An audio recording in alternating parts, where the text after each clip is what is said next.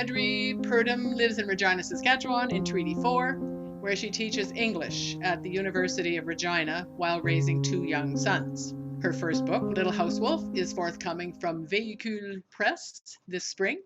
Her poetry has been anthologized several times in Best Canadian Poetry, published by Tightrope Press, and she has been a finalist in the ARC Poem of the Year competition, in which she was the 2019 runner-up with her poem, and she has won the Ralph Gustafson Poetry Prize, awarded by the Fiddlehead, the Far Horizons Award for Poetry from the Malhat Review, and the Short Grain competition from Grain Magazine. She is a member of the Saskatchewan Writers Guild and held the City of Regina Writing Award in 2015. I wrote this book over a long time and in the company of many dear friends. And the title of it, Little Housewolf, is from a phrase my little boy used to use for our friend's dog. And I like it because for me, it captures the relationship between the small things, the domestic things, and the wild things that run through the book. So the first poem I'll read tonight is called Kitchen Vicarious. Kitchen Vicarious. The summer that dolphins were found to have a self-concept, I house sat. I read about them turning before the glass in a house that remembered the 40s. Cut loose in wide rooms, I swooned over surfaces. Look, I have appliances. I had space and furniture and corridors, a plangent German piano. I folded my hands at a roll-top desk, lost a needle in an upstairs room.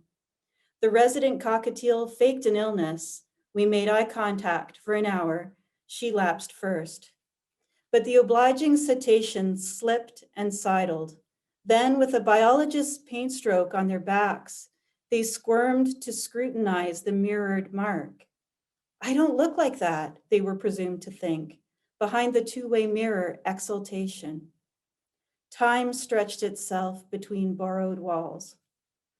I put some of the bird's millet on my fingernail, venturing a bite with my gaze averted. I waited for mail. In a classical mood, I spun down hallways, sized up photographs, a child on a gate, a market pig square as a sideboard, a salvage campaign queen, somebody's relative, colorized after the fact. Crowned in a piece of twizzled scrap, she was rockette cheerful, holding a pyrite scepter ornamented with wingnuts, bolted fast. Her suit, smart gray, made her a satellite to the mountain of virtuous scrap behind her. Its austerity gave my self-sufficiency game its loft. At 6 o'clock, the televised dolphins were stymied again by the glass, by the changed pearlescent bodies. Could I do my hair in victory rolls? Could I learn canning? Slowly they turned, true to themselves once more, soaking up the company of their own reflections.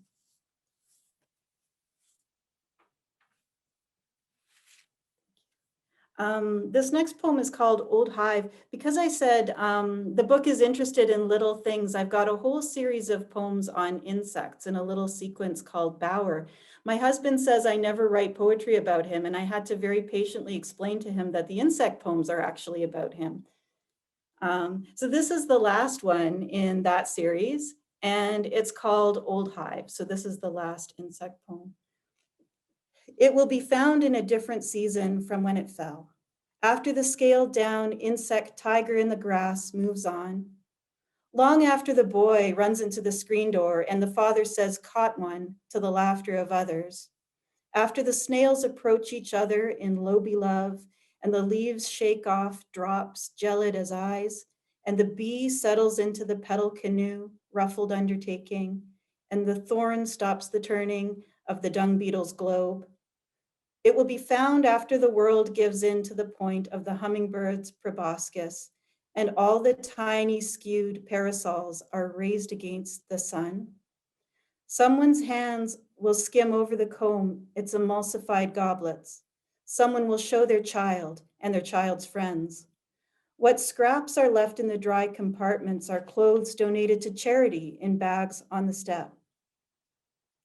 And the husk will give itself then to our stiff fingers. It will be as though we've never touched anything from the garden before, nothing so forlorn. everything follows. The small horned beetle at whose bonnet the child rejoices. Look, even the triceratops is not dead.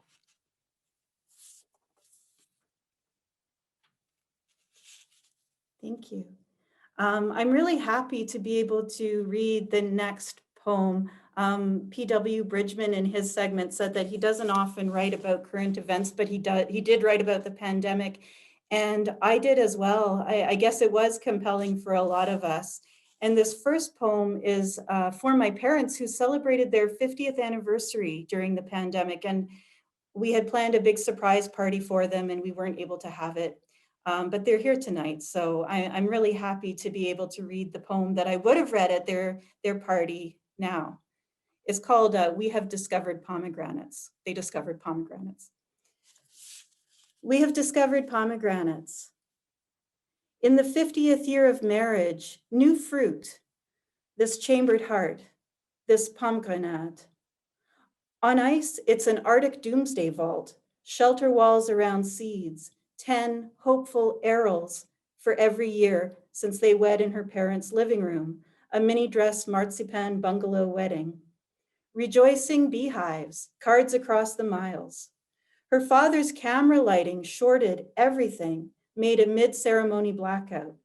Flustered, she said, I take you John, instead of I take you James. But it was a sheep may safely graze, and a stars will never harm you, end of April, prairie greening, when James was in darkness and only moderate error taken. Before pomegranates, they discovered cilantro, Sudoku, jazzercise, and Welsh male choirs. Boats in their stillness as a subject for painting. Weavings with fringes like the coats of Commodore dogs or benign moon-faced monster muppets. This aril is for Durham, where by his first home, they discovered the cathedral door knocker, a lobed lion head, arrow-dented, centuries of fugitives pounding for entrance while the shafts flew. They have a set of Durham door knocker mugs from the year they discovered sanctuary. And these arils are for the years everyone started coming back home, flying from the arrows of separate hurts to the magnolia-hearted peace he and she had created. Her mother, the children, even the baby, all growing back to themselves in the arbor of that marriage. Cilantro isn't a calendar, but each capsule of pomegranate, lychee plump, is a canoe down a half-remembered tributary. From the pomegranate, fat with memory, come seeds of the nourished life. This one, a paper airplane flown from a peak in the Rockies in 1979. That one, a nimble animal stepping towards the hand.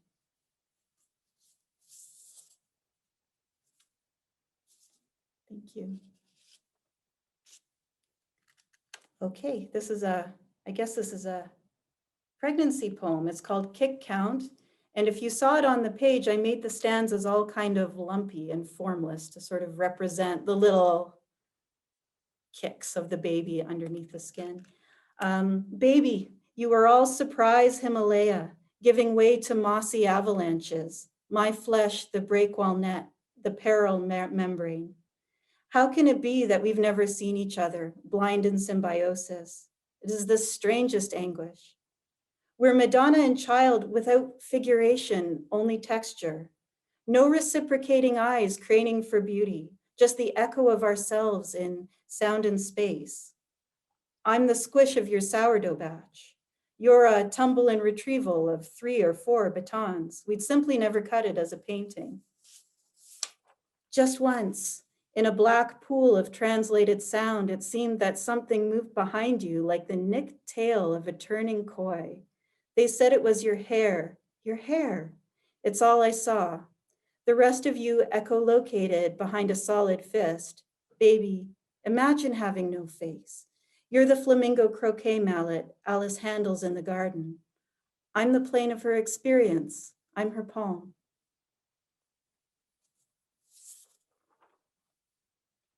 Okay, this is a pandemic poem too. And I should say that this one is coming out in the book, but also in an anthology published by the Saskatchewan Writers Guild. So it was very kind of them to accept it, and the editor is here tonight. So I'd like to say thank you to Courtney. It takes its title from Heraclitus, and it's called "For It Is Not the Same River, and We Are Not the Same." The year I promised you no two baths alike, we nightly invented new terms for day's dissolution. Ice cube toy bath, captive figures melting out of the ice cubes and into the flows. Jellyfish bath, the plastic pudding cups we kept for paint pots, inching towards you on capillary waves as you tittered, their imaginary sting, a vivid prospect. Bath in the dark, in the thickening dark, just that. Ceiling abseiling papery butterflies, utterly falling for you, butterfly bath. Targets I tagged on a shower curtain, splat of your water balloons, lawn game bath. I admonished you once for flooding the room, pressing your foot flat against the faucet, making a plate balancer's plate of water. I'm sorry, you said, but I did love the effect of it. Your sorry was a trill in a glade. I heard, did love, in the Renaissance way. You cried during umbrella in the shower bath, its nerve end tin roof patter. Now it's quarantine year, and you turn 12, tall, private, full of headphones. My drive to show one day's difference from another, gone. Our knack for making worlds within our walls, gone. You keep your own hours, up all night. When morning comes in at the smudged window, our fingerprints throw light everywhere, wash out our whole experience. Yet I remember a green bath, a snowball bath, a starts with B bath, alliterative broth of bowls, bubbles, brachiosauruses, where a beater chewed the water as though it were addressing itself to the most anemic egg, and a bouillient you whipping up whirlpools, both riddle and force. So this is okay, I'll end with a gratitude poem then. This is, thanks for my son's innocent knees and thanks. Thanks for my son's innocent knees, and thanks for the suction in the library door that lets me think I'm a muscular reader, and thanks for letting me open my eyes this time and the next. Also, going back, for the way one grandmother sang in that Coronation Street post-war brass kind of way, and the way the other ones sucked the air through pursed lips, for focus, for the way my dad whistled through his teeth, and for my mom's hoarse cough when she drew the morning curtain, thanks for the way the air went in and out of all of them, and for the secret place in the forest where the creek ran under ice, for the park my grandfather wouldn't let me go to, for the rush of the winging bats, the T-bar I fell off, the horse that kicked me, the reprimand from the lifeguard. Thanks for the things of my own making that I tore apart smaller and smaller. For the night I failed as my brother's tooth fairy, for the day I dressed up to meet my newborn nephew. Are you wearing makeup? My sister asked. For the baby? Thanks for the performance of Ruddigore, where I resolved to hold his hand, and for how it wasn't too late, even after the intermission, and for when he kissed me in the Peel subway over the turnstile, crowd stopping. I had to recall a pop art Peter Parker and Mary Jane just to know, like a dance step, where my hands should be. There's no time in a turnstile kiss, so thanks. Thanks even for the night when so much later, my mother-in-law dying, I walked into the night street marveling at the operation of my own body, the leaves going to the very places where my toes pushed them, and the excoriating light coming from that one lamp. The cars like barges on a sea of gold in the misty season with its fire pit air, and for the permeable way it all finally happened to sink in. I have a question for her to get started.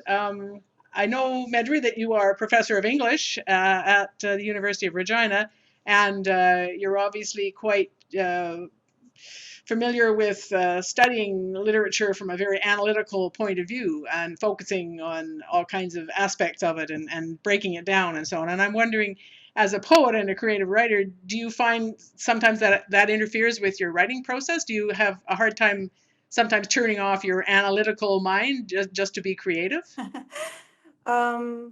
Oh, that's such a hard question. I'm not sure. I think not, because I find that being close to people who want to talk about books all the time is actually very inspiring, and it puts me in the mood to write the more I read, and work demands that I read all the time. And so in that respect, no, it's not hard. It's not that hard to make the transition from one world to the other. We do have a question here. Angus is saying that Regina is such a unique place to work. Do you find that it influences your work? Does the place where you are influence your poetry? Yes, it does. Actually, there are a lot of poets in this group tonight from Regina, and one of the most wonderful things about Regina is that it's home to a really wonderful, like really engaged, superb writers guild. So as a writing community, it's fantastic. But one thing I find about writing from here is that not very many of my poems are vested in this landscape. And I take it to be that we write about the things that we've lost. We write elegiacally, I suppose, consciously or unconsciously all the time. So I actually don't write that much about Regina, but I attribute that to the fact that I live here and I am here and I have this place. So I tend to write more about other places. Thanks for that interesting question. In your blurb about you, your bio, or I think that on the university site, it says that one of your research interests is prosody or prosody, which is like the sort of the musical aspects of language, the rhythm and the rise and fall of the voice and so on. Do you find that that influences your writing? Are you really aware of that when you're writing your poetry? Well, I seem to have broken out all my free verse poems for tonight, so you won't have you won't have detected it in my reading. But I am a huge prosody nerd. I do love exploring the musical side of poetry. I think it's a side that's too often underemphasized. I must compliment Alexander on your reading. I thought yours was a very rhythmical reading. It was very nice to hear, and I enjoy the musical side of poetry very much. Yeah, I agree. Alexander, the first person that read on the open mic. Yeah, Yeah, it, that's it right. sounded like it should have been, it sounded like it was prepared for like a poetry slam or something. It needed to be spoken out loud for sure. Yeah. Okay. Do you have any advice to share with a new writer just getting started? I think just do it and don't stop. Don't stop. Don't tell yourself you can't do it. Just write. Look around you, write about the things you see, collect strange words, write about them, write about everything, and don't let up.